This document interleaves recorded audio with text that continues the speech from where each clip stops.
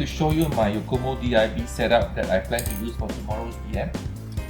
Okay, this is a Lexus GS 400 shell. You can see shell is pretty good. I will put a license plate behind. Okay, let me remove the shell.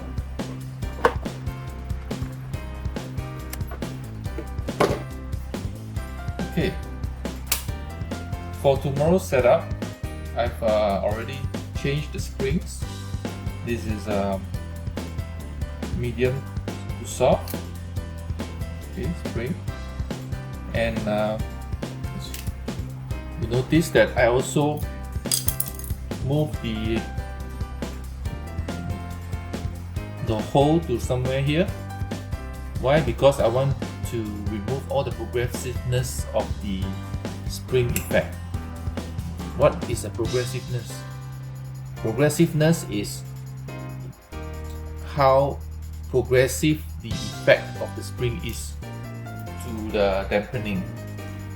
The distance between this point here where the shocks are mounted, okay, to the axle here, and the distance between this point here, which is the top part, to the axle, if it's the same distance, then you have already minimized all the progressiveness. So by moving this in, since this distance is fixed, from here to the axle here is fixed, by moving this in, I bring it closer to this point here.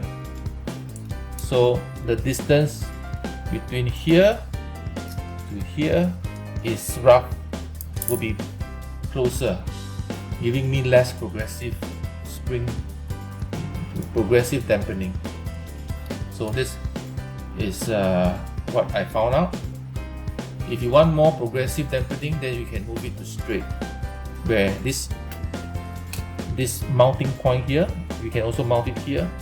This one can mount it here, and because you mount it here, this distance here between here to here is shorter than between here to there.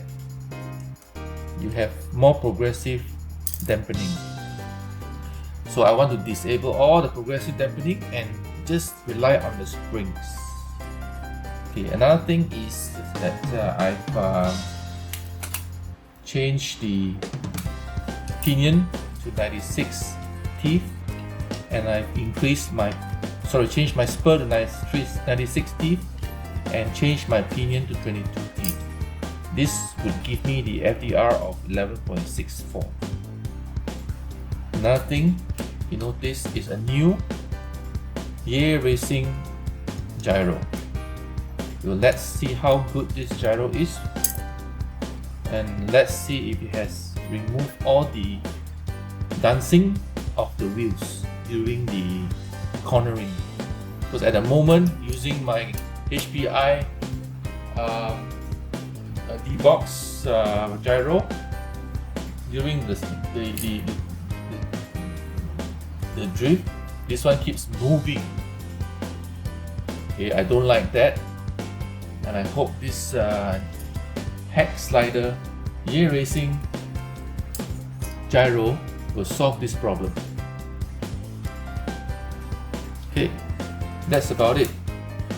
And besides that, I also did some minor changes on the angle.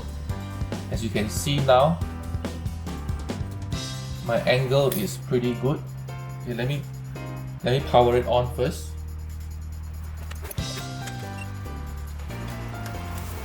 Okay, now it's powered on, you can see.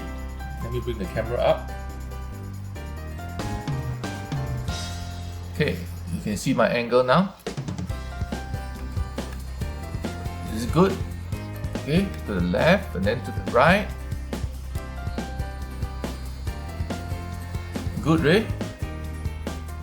So